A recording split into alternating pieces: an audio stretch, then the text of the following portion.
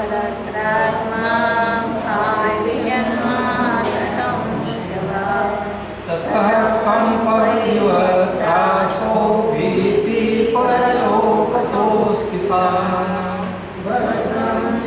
जन्म सर्वलोके माहुन्मे जन्म दुर्गतो इत्याद्याकुलितं चेत सार्वसं परलौकिकम्।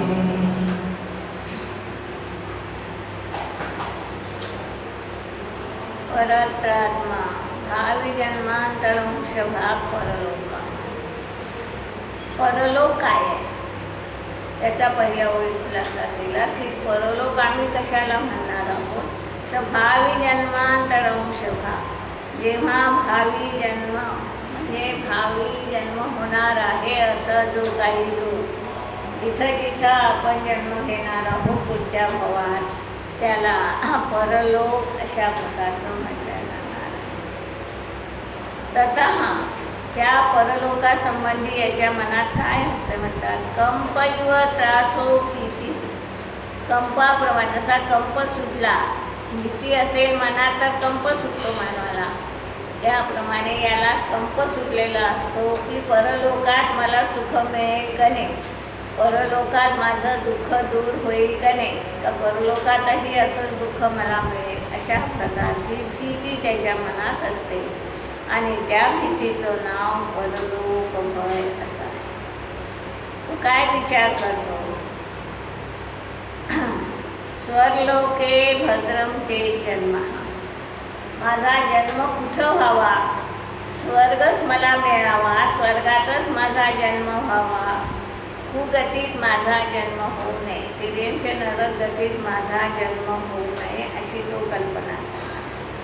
दुर्गतो माहू, दुर्गतीमध्ये माझा जन्म होऊ नये इत्यादी आकुलितं चेतः, आणि याप्रमाणे त्याचं चित्त नेहमी आकुलित असते.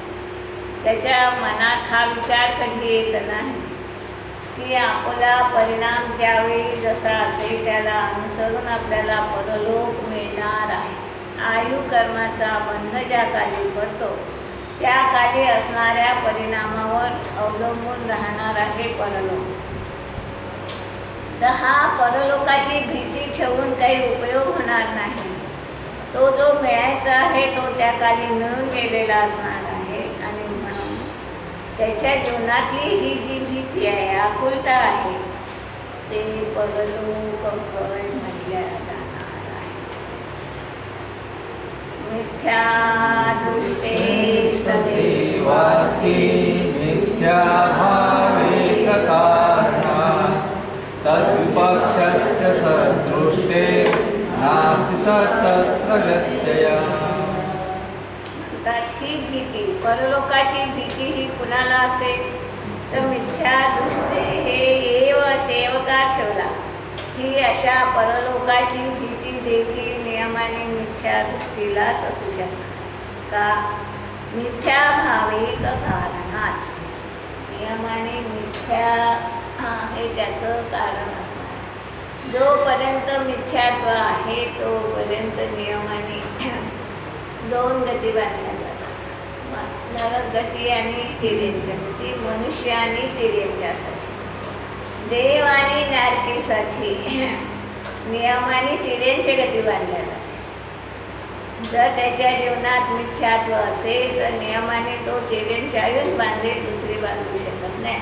सम्यक दृष्टी असेल तर मनुष्यायू बांधू शकते. म्हणजे मिथ्या दृष्टी मनुष्यायू बांधेल, तिर्यंच्यायू बांधेल, परंतु सम्यक दृष्टी नियमाने मनुष्यायू बांधेल. ते दोन आयु एकमेकांची बांधल्याच नाही. देवाईतून देवाई कसं बांधल्या जाईल, मनुष्य यावंच लागतं. मनुष्य आयु जे आहे पुढे परत मनुष्य आयुची गती बांधू शकतं,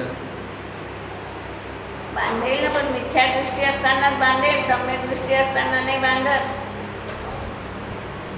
मनुष्याही जी बांधेल ती मिथ्या दृष्टी. प्रश्न कोणी उभा केलेला असतो की आपण विदेह क्षेत्रात जाऊ, साक्षात भगवंताचं दर्शन करू, तर आपल्याला मिथ्या दृष्टी झाल्याशिवाय विदेह क्षेत्रात जाता येत नाही. सम्यक्त्व घेऊन आपण मनुष्य जन्म घेऊ शकत नाही. भोगभूमीचा मनुष्य हो झालो. आधी आयु बांधा असेल तरी भोगभूमीत जाऊ, कर्मभूमीत आपला जन्म होऊ शकत नाही. म्हणून विदेह क्षेत्रात जन्मायचं असेल तर मिथ्या घेऊन जावं. म्हणजे मनुष्याला पुन्हा मनुष्य व्हायचं असेल तर मिथ्यात्वाचं नसेल. सम्यक दृष्टी जर मनुष्य असेल तर एक तर तो भोगभूमीचा मनुष्य होईल, एक तर तो तिरेंच्याही होऊ शकेल, पण दोन्हीही भोगभूमीचेच होईल. आणि म्हणजे मिथ्यात्व जोपर्यंत आहे तोपर्यंत चारी आयुचा बंध होऊ शकतो. सम्यक दृष्टी झाल्याबरोबर 2 आयु बाद झाल्या. सम्यक दृष्टीच्या जीवनात नरकायु आणि तिर्यंच्या आयुचा बंध होऊ शकत नाही. वस्तुतः नियमाने देवायुचाच बंध होतो, पण देव आणि नारकीसाठी मनुष्याही सुद्धा आहे. त्या दृष्टीने देवाचं बंध नाही होतं. मिथ्या दृष्टीला चारी होते ना, मनुष्याला चारी होते. त्याच्याशिवाय 9 देविकापर्यंत द्रव्यलिंग घेऊन जातो ना. त्या दृष्टीनं देवाई बांधल्याशिवाय थोडाच जाणार आहे. हे तर आपले मुनी आहे. इतर लोकांचे देव मुनी देखील 16व्या स्वर्गापर्यंत जातात. त्यांचे गुरु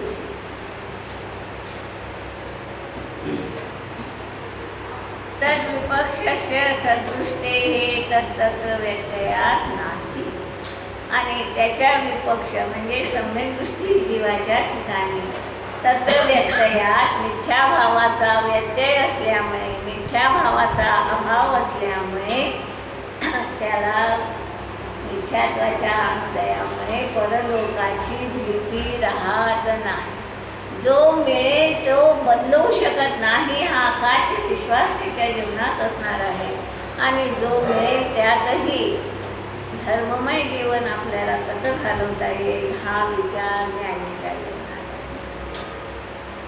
बहिर्दृष्टीरनात्मन्यो मिथ्या मात्रैकभूमिका स्वं समासादयत्यज्ञं कर्म कर्म परात्मकं ततो नित्यं मया क्रान्तो वर्तते भ्रान्तिमानिव मनुते मृगतृष्णायाम् अम्भोभारं जनकृति. बहिर्दृष्टी मिथ्या दृष्टी कसा असतो तो पहिलं विशेषण ठेवलं. तो बहिर्दृष्टी, तो बाहेर पाहणारा आहे. बाह्य पदार्थामध्ये आत्मत्वाची बुद्धी करणार आहे. अत्यंत जे भिन्न आहे आत्म्यापासून अशा बाह्य पदार्थामध्येही आत्मत्वाची बुद्धी करणारा असणार आहे. म्हणून बहिर्दृष्टी आहे. दुसरं विशेषण ठेवलं मिथ्या आत्मज्ञ. हा अनात्मज्ञ, तो अनात्मज्ञ असणार आहे. त्याला आत्म्याचं ज्ञान कधी असू शकत नाही. मिथ्या मात्रैक भूमिका, केवळ मिथ्या दृष्टी रूपाचीच त्याची भूमिका राहणार आहे. त्याला जे जे दिसत ती वस्तू जशी आहे तशी कधी दिसणारच नाही. त्या रूपातच तो वस्तूचं अवलोकन करणारा असणार आहे. स्वं समासादयत अज्ञः. अजून तो कसा असणार आहे म्हणतात. स्वं समा असादयत, तो स्वतःला कधीही जाणू शकत नाही. स्वतःचा विश्वास तो कधी करू शकत नाही. अज्ञः नियमाने अज्ञानी असणार आहे. कर्मफलात्मक, तो स्वतःचा स्वीकार कसा करणार आहे. कर्मचेतना कर्मफलचेतना रूपानंच तो स्वतःचा स्वीकार करणार आहे. कर्मचेतना तुला म्हटली होती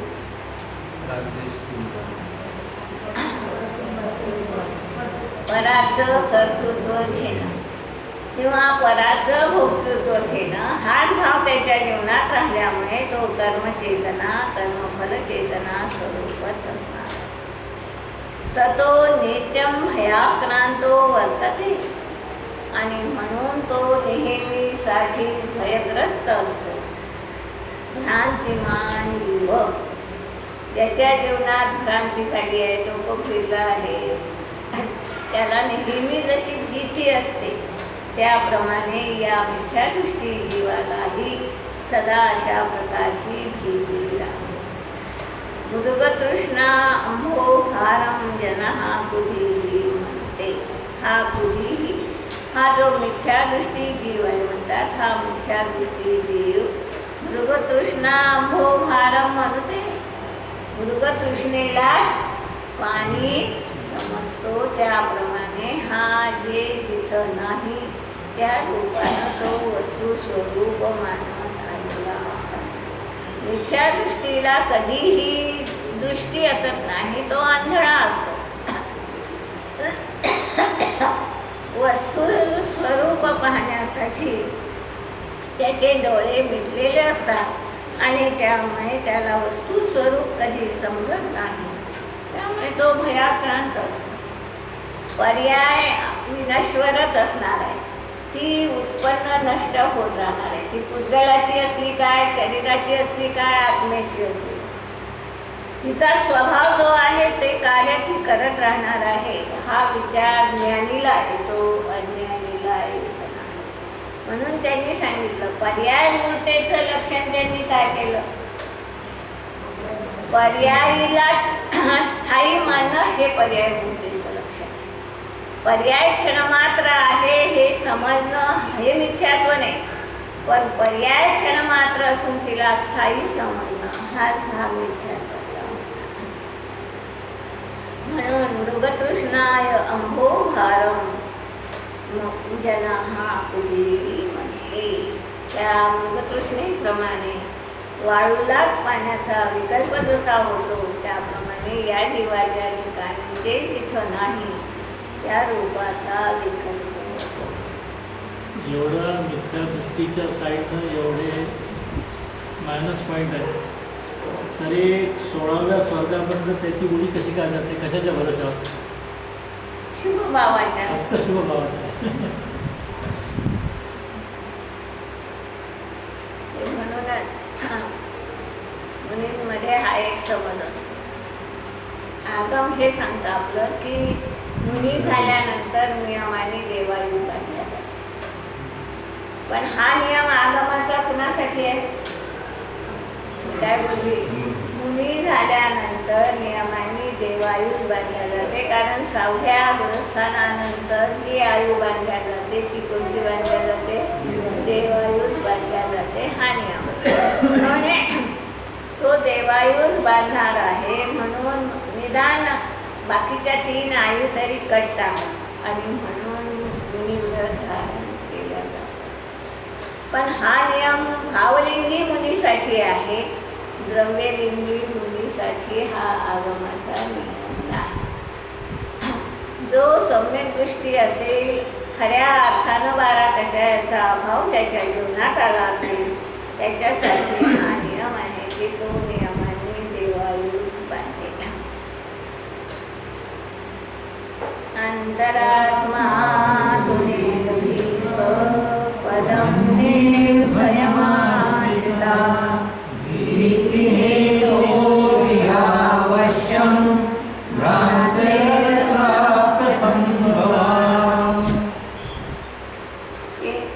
अंतरात्मा तू, परंतु अंतरात्मा जो आहे तो निर्भीत, तो नियमाने निर्भय असतो. निर्भयम पदम आश्रिता.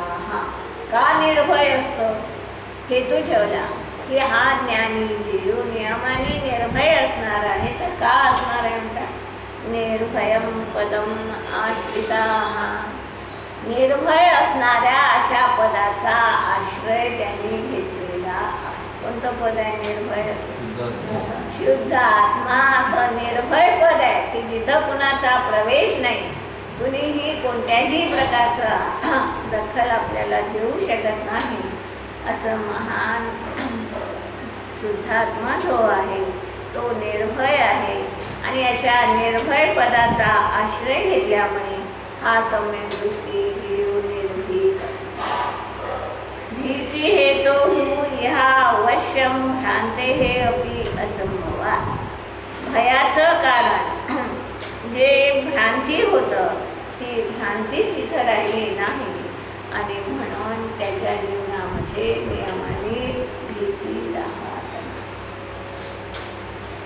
मिथ्या भ्रांती यदन्यत्र दर्शनं चान्यवस्तुना यथा रज्जोतमो हेतो सर्पाभ्यासात् प्रवर्तते.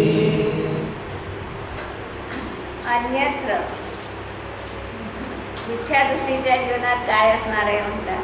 मिथ्या भ्रांती ही दर्शनम अन्य वस्तूना. मिथ्या भ्रांती नियमाने त्याच्या जीवनात असणार आणि त्यामुळे अन्य वस्तूना हा अन्यत्र दर्शन. तो ज्या भिन्न वस्तू आहे त्या भिन्न वस्तूंना आपलं मानतो, आपल्याला भिन्न वस्तू रूपानं स्वीकारतो. अशा प्रकारची मिथ्या भ्रांती मिथ्या दृष्टीच्या जीवनात असते. नेहमीचं उदाहरण आहे यथा रजो तमो हेतो सर्पाध्यासा. त्याप्रमाणे अंधकाराचा जर कारण अंधकार जर असेल, अंधकाराचं निमित्त असेल तर रज्जो सर्पाध्यासा दोन्हीच्या ठिकाणी सर्पाचा अध्यास सहज होतो. त्याप्रमाणे द्रवती अधिकी. त्याप्रमाणे हा मिथ्यात्व कर्माचं निमित्त असताना या जीवाच्या जीवनामध्ये नियमाने भ्रांती निर्माण होते आणि या भ्रांतीमुळे तो नियमाने भयभीत स्वसंवेदन प्रत्यक्षं ज्योतिर्यो विवेकनन्यसा सविवेदी कुतो न्याय अन्यथा भवनाय. स्वसंवेदन प्रत्यक्षं यः ज्योतिः अनन्यसात् वेत्ति. हा अनन्यसात अत्यंत तन्मय होऊन व्यक्ती अनुभव करतो. कुणाचा? स्वसंवेदन प्रत्यक्ष ज्योतिः. स्वसंवेदन रूप आणि प्रत्यक्ष असणारी अशी ज्ञानज्योत, या ज्ञानज्योतीचा तो तन्मय रूपानं अनन्यसात म्हणजे तन्मय रूपानं अनुभव करणारा सम्यक दृष्टी स्वतःचा स्वीकार, त्याच्या मान्यतेत तो स्वतःला कसा स्वीकारतो? कसा स्वीकारेल? एक स्वसंवेदन प्रत्यक्ष न्यायक रूपानं स्वीकारणार आहे. आता त्या न्यायकाला कुणी अज्ञायक बनवू शकत नाही. त्या न्यायकाचा स्वभाव कुणी हिरावून घेऊ शकत नाही आणि त्यामुळे म्हणतात सहा कुतो विवेकी. हा सम्यक दृष्टी जीव याला लोकांची भीती कशी राहणार? न्यायात अन्यथा अभवनादिव. तो ज्ञात असल्यामुळे अन्यथा म्हणजे मिथ्या दृष्टी किंवा भ्रांती त्याच्या जीवनात न झाल्यामुळे त्याला कोणत्याही प्रकारची भीती राहत नाही. सगळ्या प्रकारच्या भयाने तो रहित असणार आहे. एकच हेतू महत्त्वाचा आहे. बाह्यतः त्याच्या जीवनात भीती दिसेल, परंतु अंतरंगामध्ये हा अकाट्य विश्वास राहणार आहे की मला कुणीही नष्ट करू शकत नाही, उत्पन्न करू शकत नाही, बदलवू शकत नाही, माझ्यामध्ये काही घडवू शकत नाही. आपल्या ह्या ज्या कल्पना आहे की कुणाचा प्रभाव पडतो, कुणामुळे बदल घडतो, निमित्ता मिळालं म्हणून न होणारं होतं, ह्या सगळ्या कल्पना मिथ्यात्वाच्या उदयात येणाऱ्या म्हणतात. वस्तुतः हे घडूच शकत नाही हा विश्वास ज्ञान. मिथ्या दृष्टी जीव मिथ्या दृष्टि जीव को कभी भी अपने स्वरूप का भान नहीं होता। वह मिथ्यात्ववश कर्म निमित्तक विविध अवस्थाओं को ही अपनी मानता रहता है। इसलिए वह देवादि पर्यायों को अच्छा और नरकादि पर्यायों को बुरा मानकर दुर्गति से सदा ही भय खाता रहता है। वह यह विचार तो नहीं करता कि जिन कारणों से संसार में परिभ्रमण करना पड़ता है उन्हें दूर किया जाए, किंतु उनके वशीभूत होकर यही विचार करता रहता है कि मुझे दुर्गति की प्राप्ति न होकर सदा ही सुगति की प्राप्ति होती रही। ऐसे विचार के कारण प्राप्त होने वाले भय का नाम ही परलोक भय है। यह भय समय दृष्टि के कभी नहीं होता, क्योंकि वह सदा बहिर्लोक से मुक्त होकर अंतर्लोक में विचरता रहता है। अंतर्लोक काय करता? जाएगा शुद्ध आत्मा हा त्याचा अंतर्लोक आहे। इसलिए वह कर्म और कर्म के निमित्त से होने वाले कार्यों को अपना नहीं मानता है। यह उक्त कथन का सार है। आता तिसरं जे वेदना भय आहे त्या वेदना भयाचं स्वरूप सांगतात। वेदना तुका कोपतस्तनो भीतिकादेव कंपस्यान् मोहात्वा परिदेवनम् उल्लाभोऽहं भविष्यामि मातुं मे वेदना क्वचित् मूर्छेव वेदना भीति चिन्तनं वा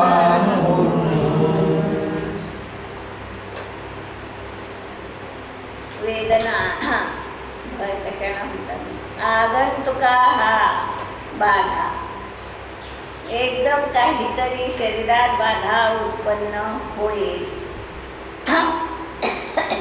आणि त्या वेदना मला सहन कराव्या लागतील या कल्पनेनं वेदना होईल तेव्हा तर भीती राहीलच, पण वेदना व्हायच्या आधीही अशा वेदना होईल अशा भीतीनं मला नाम तनो कोपताः शरीरामध्ये 3 गोष्टी असतात, वात पित्त आणि कफ। या 3चा जेव्हा कोप होतो ते जे समप्रमाणात राहिले तर शरीर सुस्थितीत राहते। त्या 3 पैकी एक कधी होऊन जाते, कमी होऊन जाते खूप, तेव्हाच कोणत्या ना कोणत्या रोगाची म्हणा वेदनाची बाधा सुरू होते। म्हणून तनोह मला नाम कोपः शरीरामध्ये ह्या ज्या मलांचा काही कोप होतो त्याची भीती प्रागेव कंपः ते घडायच्या आधीच त्याला थोडीशी कुठं गाठ आहे असं वाटलं, कल्पना आली तरी आपल्याला भीती काय वाटणार आहे? कॅन्सर तर नसेल ना, तर व्हायच्या आधीच अशा प्रकारच्या भीती त्याच्या जीवनात असणार आहे। कंप हा त्याला लगेच कंप सुटेल, काही सुचणार नाही। मोहाद्वा परिदेवनम स्यात् आणि मोहामुळे त्या जीवाला खूप अशा प्रकारचं दुःख, परिदेवन म्हणजे वेदनेचं दुःख तो सहन करतो। वेदना जेव्हा होतात तेव्हा वेदनेचं दुःख तर तो सहन करणारच आहे, पण वेदनेच्या कल्पनेचंही तो दुःख सहन करणारा असणार। उल्लाभो अहम भविष्यामि मा मे भून वेदना क्वचित् तो विचार काय करत असतो? अहम उल्लाभो भविष्यामि मी सदासाठीच निरोगी राहिलो पाहिजे, मला कोणत्याच प्रकारचा आजार जीवनात आला नाही। म्हातार वयात ह्या गोष्टी घडेल ही कल्पना आपण आपल्या मनाला कधी शिवू दिली नसते आणि त्यामुळे त्यात होणाऱ्या वेदना, त्यात होणारा दुःख आम्हाला दुःखदायक ठरतो। त्यात का असं झालं तर उल्लाभो अहम भविष्यामि मला सदा निरोगी आयुष्य मिळून दे। मी क्वचित वेदना महाभूत मला कोणत्याही प्रकारच्या वेदना न होता मरण यावं। कोणी एकदम ॲक्सिडेंटनं मेलं तर आपल्या सगळ्यांच्या भावना काय होतील? असं मरण चांगलं पाहिजे, असं मरण यावं वाटणार आहे म्हणतात। मला अशा प्रकारच्या वेदना होऊ नये, अशा प्रकारची कल्पना देखील म्हणतात वेदना भय आहे. त्या वेदनेच्या भयाच्याच पोटी आपल्या जीवनात ही कल्पना येणार. मूर्छा इव वेदना भीती चिंतनम. अशा प्रकारची आपल्या जीवनात मूर्छा होणं, शरीराबाबत ममत्वाचा परिणाम येणं, हीच वेदना भीती आहे. ही वेदनेची भीती मनुष्याला सदा राहणार आहे. आणि म्हणतात मुहुर्मुहु चिंतन. नुसती त्या वेदनेची भीती आहे असं नाही, त्यालाच चिंतन करत राहतो. हा एक स्वभाव असतो मानवाचा. आपल्याला वेदना होत असेल तर त्या वेदना दुसऱ्याला सांगताना खूप आनंद वाटतो आपल्याला. का तर म्हणतात मुहुर्मुहु चिंतनम. हा मला त्याचंच वारंवार चिंतन करण्यात आनंद वाटत असतो. आणि आमच्या मनालाही तेच चिंतन करताना सुखद असं भासत असतं. अस्ति नूनं कुतुष्टे सा दृष्टिदोषे कहे तुता निरोगस्य आत्माना नस्यासा ज्ञानिना क्वचित्. कुदृष्टे सा दृष्टिदोषैक हेतुदाः अस्ति. हे वेदना भय कुणाला असणार आहे म्हणतात की कुदृष्टे हे मिथ्या दृष्टीलाच असेल. दृष्टीदोषैक हेतुदा त्याच्या जीवनात दृष्टीदोष निर्माण झालेला असतो. कसा झालाय दृष्टीदोष? निरोगस्य आत्मनाः अज्ञानात. आत्म्याला रोगच होत नाही, आत्मा सदासाठी निरोगी आहे हे अज्ञान त्याच्या जीवनात असते. हे कधीही त्याला कळत नाही की रोग शरीराश्रित आहे. आत्म्याला कोणताच रोग होऊ शकत नाही. ज्याला आपण रोग मानत आलो, आत्म्याचा जो रोग आहे त्याला रोग मानला नाही आणि शरीराच्या रोगाला मात्र आम्ही रोग मानत आलो. आत्म्याचा रोग आत्म्याचे विकार आहे म्हणतात. तर निरोगस्य आत्मना, हा निरोगी अशा आत्म्याचं अज्ञान. याला निरोगी आत्म्याचा ज्ञान नाही, अनुभव नाही. आणि म्हणून कुदृष्टे हे अज्ञानात अस्ति नूनम. हे वेदना भय मिथ्या दृष्टीलाच असणार आहे. ज्ञानीना क्वचित सा न. ज्ञानीला ती चुकूनही वेदना भय असं म्हणणार. उद्गलात भिन्न चिंतामनो न मे व्याधी कुतो भयं. व्याधी सर्वा शरीरस्य नामूलस्य इति चिन्तनं. यथा प्रज्वलितो वह्निः उत्तीर्णं दहति सुखं न दहति तदा आकाशमिति दर्शनात्. म्हणतात उद्गलात भिन्नः चिंतामनो मे. मी पुद्गलापासून वेगळा चैतन्य घरमय. माझं तेज काय असेल तर एक चैतन्य तेज आहे की जे पुद्गलात चुकूनही जात नाही. आणि म्हणून पुद्गलात भिन्न चिंतामनो, पुद्गलापासून भिन्न अशा चैतन्य तेजानं मी असल्यामुळे मी व्याधी कुतो भयम. व्याधी निमित्त भय मला कसं होय? जर मी चेतनामय आहे तर मला चेतनेमध्ये कोणताही रोग व्याधी होऊ शकत नाही, तर मला त्याची भीती कशी? व्याधी सर्वा हा शरीरस्य. सगळ्या रोग व्याधी कुणाच्या आहेत म्हणतात? शरीराच्या आहे. न अमूर्तस्य इति चिंतनम. त्या अमूर्त आत्म्याला कोणत्याच प्रकारची व्याधी नाही हे चिंतन त्याच्या जीवनात आलेलं असणार आहे. उदाहरण ठेवलं अग्नीनं झोपडी जाळली, एखादं दुकान जाळलं. दुकान जेव्हा झालं त्या दुकानात आकाशद्रव्य आहे का नाही, धर्मद्रव्य अधर्मद्रव्य आहे का नाही, मग त्याला जाळलं का नाही. जरी त्याने त्या दुकानाला जाळलं असेल तर पुद्गलाला जशी अग्नी जाळू शकते, त्यामध्ये असणाऱ्या आकाश धर्माला जाळू शकत नाही, त्याप्रमाणे व्याधी शरीरात होऊ शकते, आत्म्याला कोणत्याही प्रकारचा रोग होत नाही. प्रज्वलितो वन्नी कुटीरम स्फुटम दहती. प्रज्वलित असणारी अग्नी झोपडीला जाळू शकते. न तदाकारम आकाशम, त्या आकार रूप असणाऱ्या आकाशाला मात्र अग्नी जाळू शकली नाही. इथे दर्शनात हे दिसून येते. आणि म्हणून आत्म्याला कोणत्याच प्रकारची वेदना होऊ शकत नाही. साऱ्या वेदना सगळ्या सातही लयांचं वर्णन जसं समयसारमध्ये त्यांनी केलं त्याला अनुसरून त्यांनी केलेलं असणार आहे. आणि ज्ञानीच्या जीवनात ह्या अशा प्रकारच्या प्रक्रिया सहज घडतात. हे दिग्दर्शन त्यांनी या सगळ्या कथनाच्या माध्यमातून केले.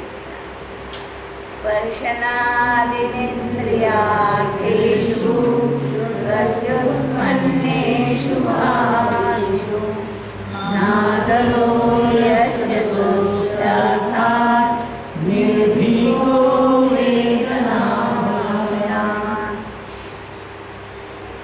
पंचेंद्रियाचे जे विषय स्पर्शनादिक आहे त्या अर्थेषु, त्या पदार्थाबाबत, प्रत्युत्पन्नेषु म्हणजे भावी काळी ते मिळतील का नाही, वर्तमान काळी मिळतील की नाही, भावी काळी मिळतील का नाही, अशा प्रकारचा विकल्प ज्ञानीला असत नाही. हा विकल्प अज्ञानीला असणार आहे. म्हणून पंचेंद्रियाच्या सम्यक दृष्टीच्या परिभाषेत शेवटचा नियम काय दिला त्यांनी, पंचेंद्रियाच्या विषयाची अभिलाषा त्याच्या जीवनात कधी असत नाही. तर स्पर्शन इंद्रियार्थेषु वर्तमानेषु प्रत्युत्पन्नेषु म्हणजे भावीषु, भावी कालातही मला अशा प्रकारचे भोग मिळो, अशा प्रकारचा आदरा हा यस्य न, असा आदर त्याच्या जीवनात नाही. 6 अर्थात वेदना भयात निर्भीको असते. तोच वेदना भयापासून निर्भीक अशा प्रकारचं म्हटलं जातं.